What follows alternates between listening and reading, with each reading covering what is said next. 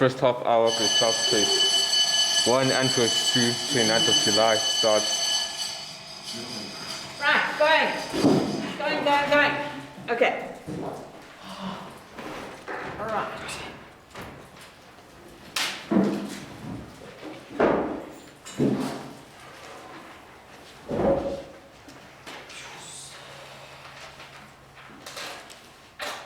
Okay, so carrying on with where we left off last lesson, Tuesday. No, Monday. Okay. And then also just reminding you, especially those of you who weren't here or didn't follow the meets, that tomorrow we're having 2 lessons. Okay, so we've taken over geography from 8 until 10, and then we are having the normal lesson from 2:30 to 4. If we finish early, 2 things. I'm not sure whether we're going to just let you go at that point if we finish early, or whether Mrs. Florenza wants to go over the test with you. So what her plan is that she will actually do a lesson online with you going over the test and put it onto Google Classroom. But she might change her mind if we finish early tomorrow. She might actually go through the test tomorrow. Okay, but your tests are...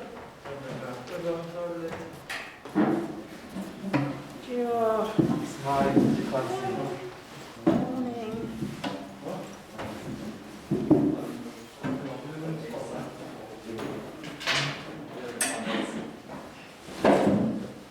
Okay, right, so she may change her mind then and give you the lesson, the test back tomorrow.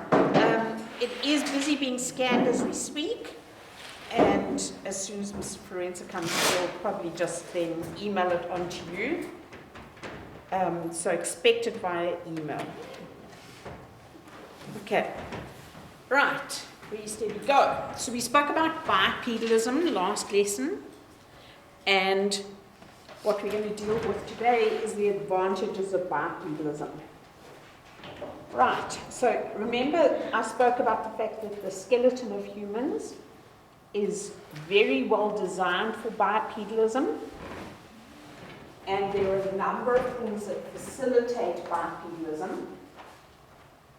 So the position of the foramen magnum doesn't facilitate bipedalism, it doesn't make it easier, it just shows that humans are bipedal. Okay, so if they ask you what are the advantages of bipedalism, don't put the position of the foramen magnum. That's not an advantage, that's just showing you that we are bipedal. Okay, so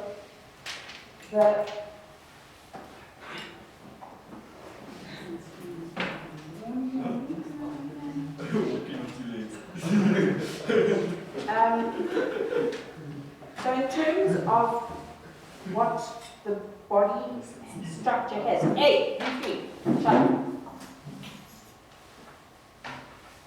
in terms of structure that helps bipedalism, and I spoke about the first one last time. I said to you the pelvic girdle of a bipedal organism is short this way and wide that way. So it is able to carry the weight of the body on just the pelvic girdle. In an organism that is quadrupedal, then half the weight is carried on the pectoral girdle and half the weight is carried on the pelvic girdle. In a bipedal organism, it's all on the pelvic girdle. We're going to talk about the structure of feet, but the one thing that I didn't talk about the other day that I'm just quickly reminding you of is looking at the position of the acetabulum, and remember that the acetabulum is the little cuff into which the head of the femur fits. The acetabulum is not directly on the sides of the pelvic girdle, It is a little bit underneath the pelvic girdle, and that enables, over your nose, that enables the femur to be slanted inwards, and I'll show you pictures of it, such that the knee is directly below the main weight-bearing part of the body. Okay, and that's important because during bipedal walking, there is a whole period of time when somebody has a foot on the ground and this foot is up. So the whole weight of the body is on the foot that is down. And so it's important that the knee is under the center of the body, and it's important that the knee joint is actually a very strong joint. It's not as well developed or as strong in animals that are quadrupedal. Okay, but I'll show you pictures of that. Okay, then in addition to that, the vertebral column, and guys, please don't call it the spine, because then you get confused between what's bone and what's nerve tissue. So spinal cord is the nerve tissue, you're going to call it vertebral column is the bone. So if you look at the vertebral column, you will see that it has got an S shape in not so sadly deformed skeletons. Okay, so it goes in at the neck, out in the thoracic region, in the lumbar region, out in the sacral region, and in the coccygeal region. So in, out, in, out, in. So it is an S-shaped structure. And that is important for, and you'll see the books say, for absorbing shock, but what does shock mean? Sometimes when I look at your test marks, I get a shock. It's possibly better to call it absorb impact, okay? So that thing acts like a shock absorber in a car, okay? So every time the foot is put on the ground, then it jars impact all the way up the body, and if the vertebral column didn't have that S shape, then that impact would actually jar the brain. Okay, so it's important in terms of not jarring the brain that the vertebral column is S-shaped. So let's talk about some of the advantages of being bipedal. Matthew, go. All the time. You can reach things. I can. I'm short, I can't reach anything. Bipedal organism can reach.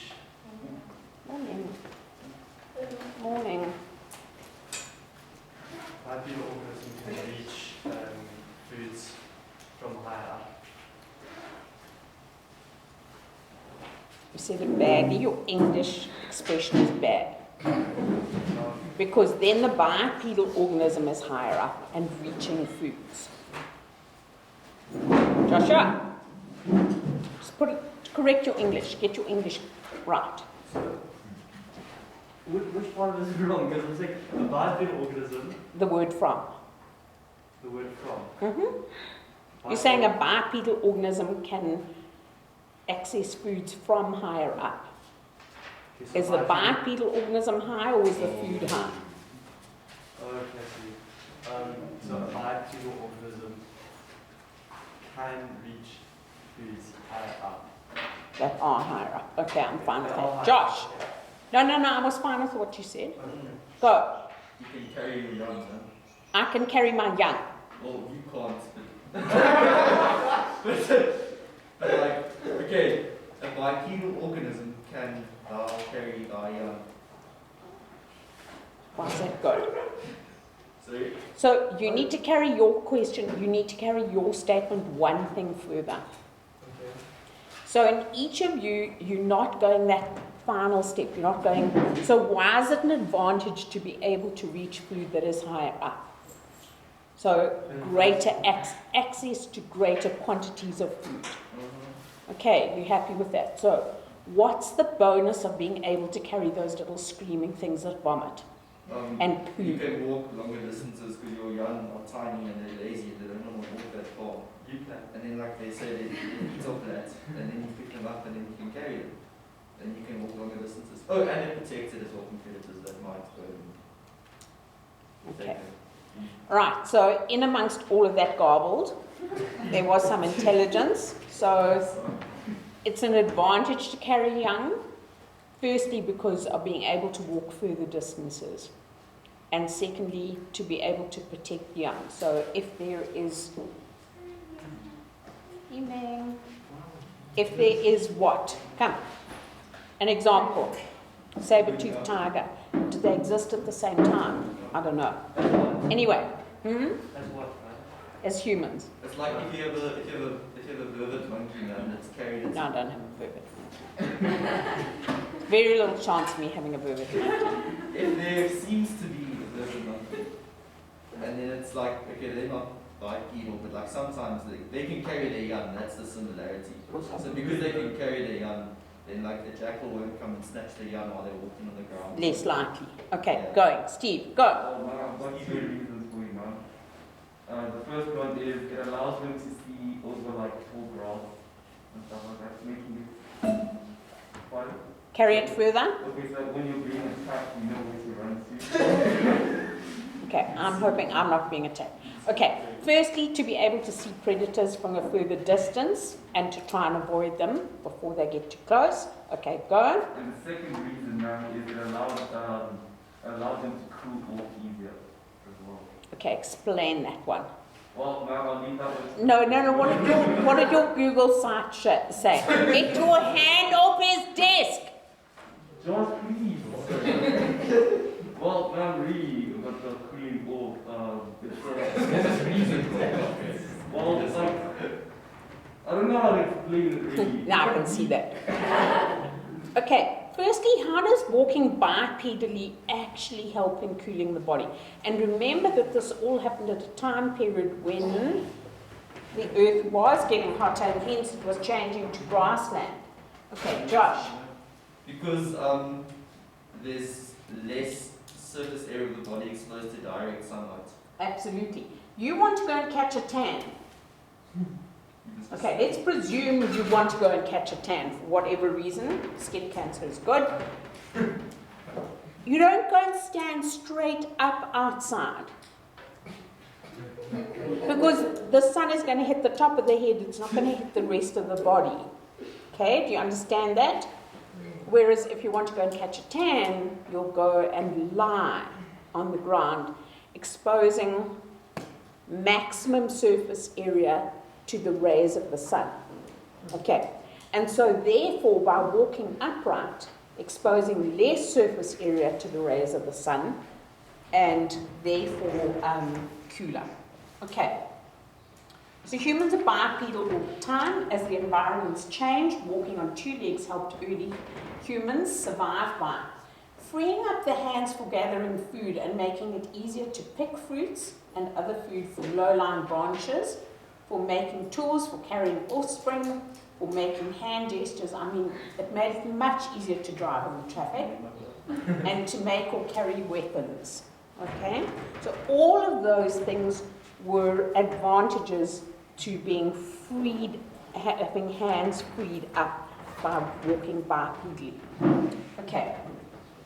It enabled early humans to appear larger, more intimidating to predators, and therefore predators were less likely to attack.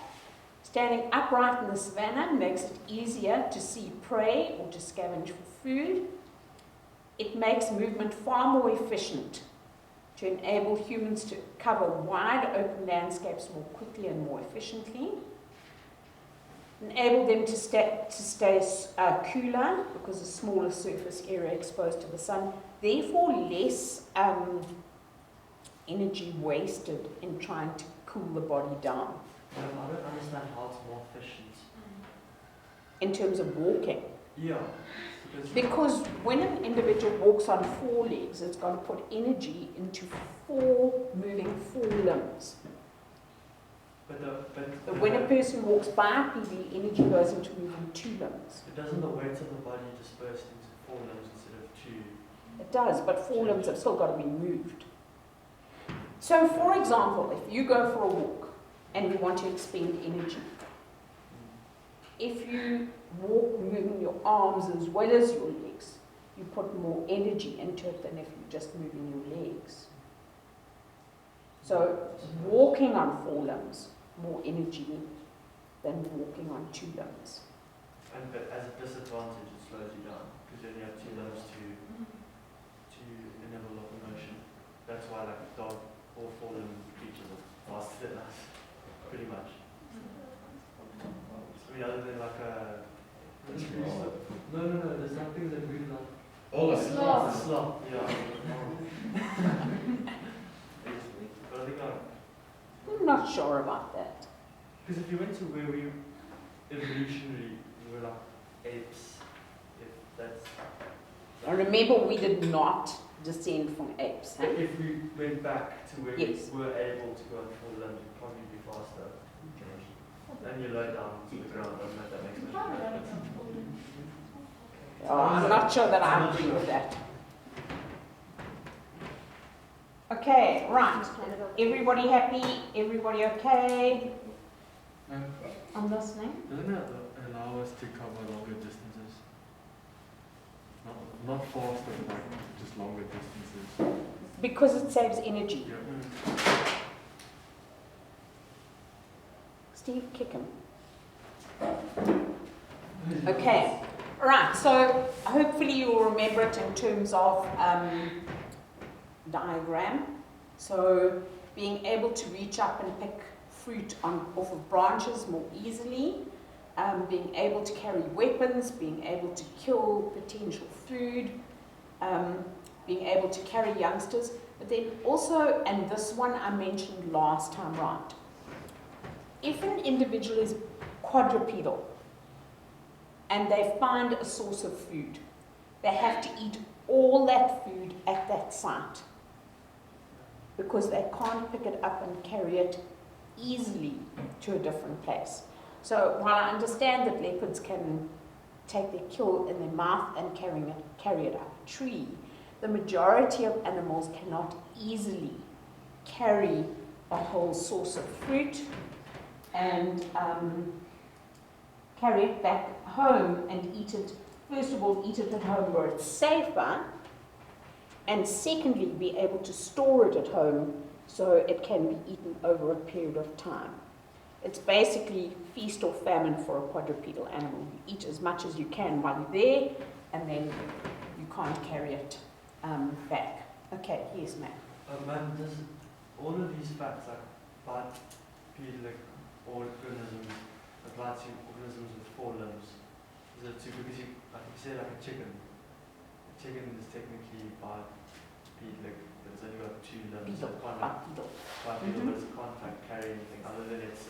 No, because the fact is that our 4 limbs are modified. So in the case of chicken, their 4 limbs are modified for wings. They can fly. So there are advantages to flying. But our 4 limbs are modified as grasping. But if we talk about the pros of bipedalism, we're talking about organisms with 4 limbs, which 2 of them are used for. Yes. Okay. All right. So what is physical evidence or proof of this?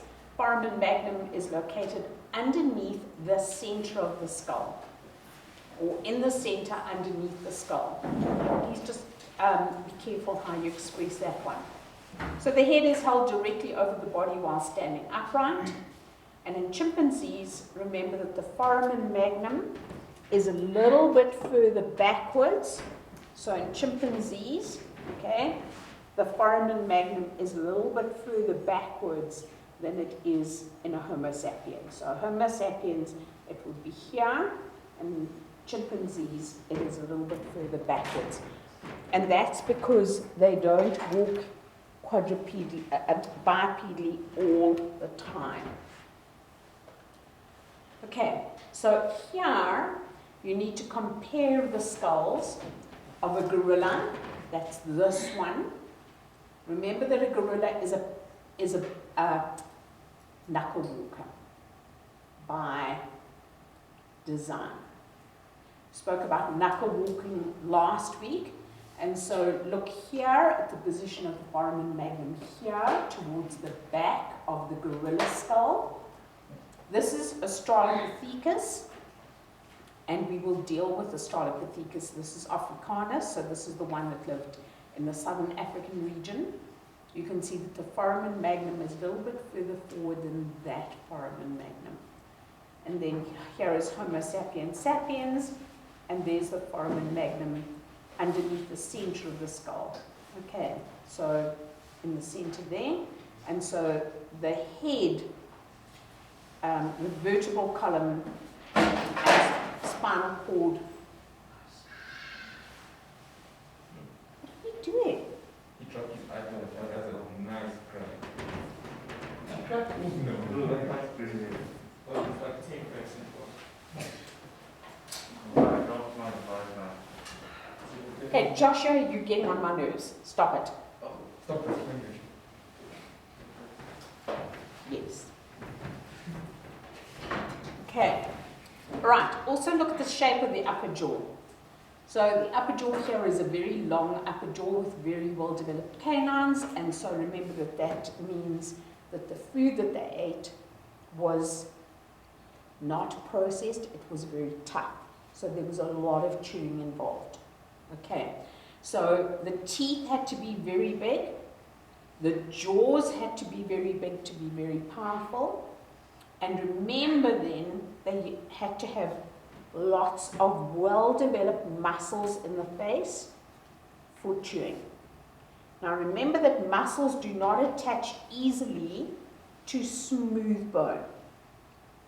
So if there are big muscles that have to attach to bone, then there've got to be lots of processes. That means sticky outputs. Okay, and so if you look here, it would be, first of all, there's a ridge across the center of the cranium, a bit like a mohawk, but it's a ridge of bone, with the sagittal crest.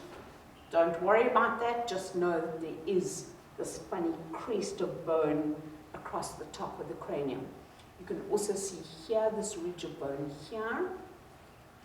You can see very well developed zygomatic arch, and incredibly wide lower jaw. If you look from there to there, from there to there, and compare it from there to there, definitely a lot more, a lot bigger bottom jaw, a protruding upper and lower jaw, etc., etc. Okay, so just looking at the angle at which the vertebral column and spinal cord leaves the body. So this is a chimpanzee, this is Australopithecus, and this is Homo sapiens. So you would be able to see there's the foramen magnum there, the foramen magnum here is a little bit further back, and the foramen magnum here is quite far back. And so the vertebral column here would go off in that direction, here it goes that way, and here it goes vertically downwards. Okay, so I've spoken about the S-shaped vertebral column, and I said that the curves work. We'll get enough sleep one of these days, and then we'll be able to talk. Absorb shock or mechanical impact. It helps to maintain balance.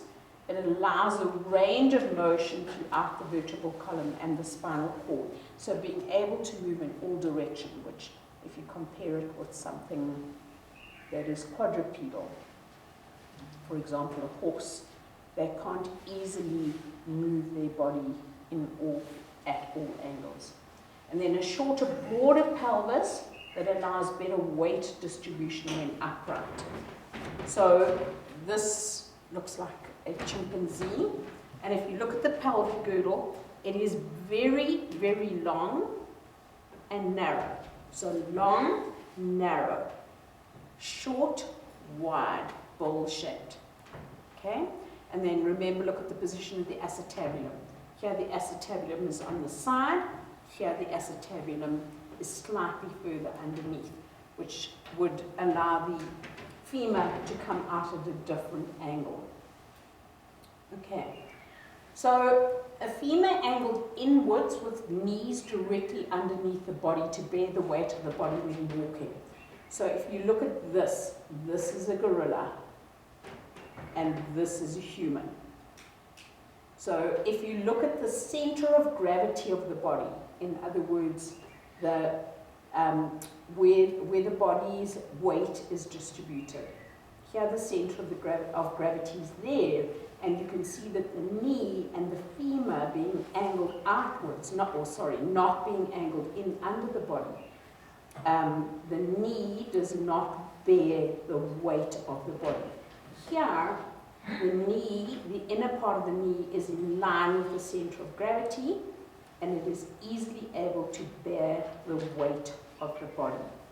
So look at the angle of, well, the position of the acetabulum and where the femur comes out of the acetabulum. So here, the knee is more under the center of the body than it is with, so this is a chimpanzee, and this is an Australopithecus, and then that's the human.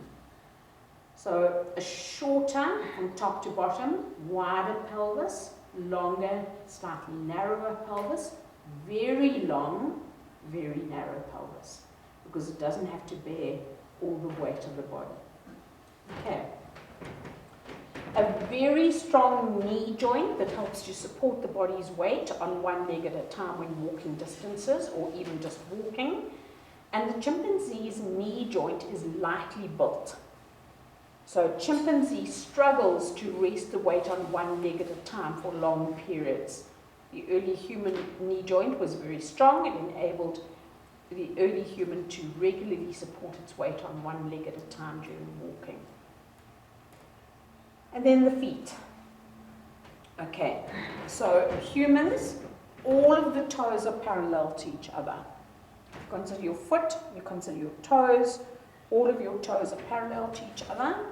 But this is a gorilla, and you can see that the big toe is slightly divergent. Okay, this would make walking on hind legs only energy costly.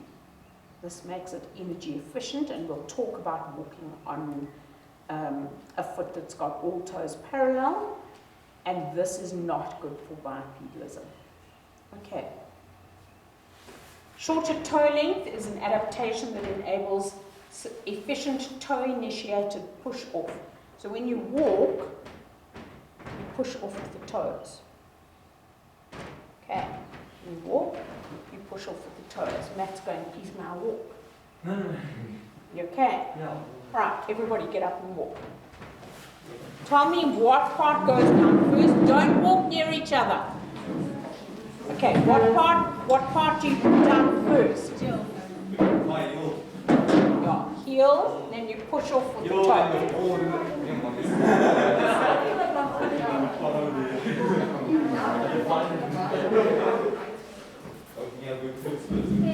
Okay. Right.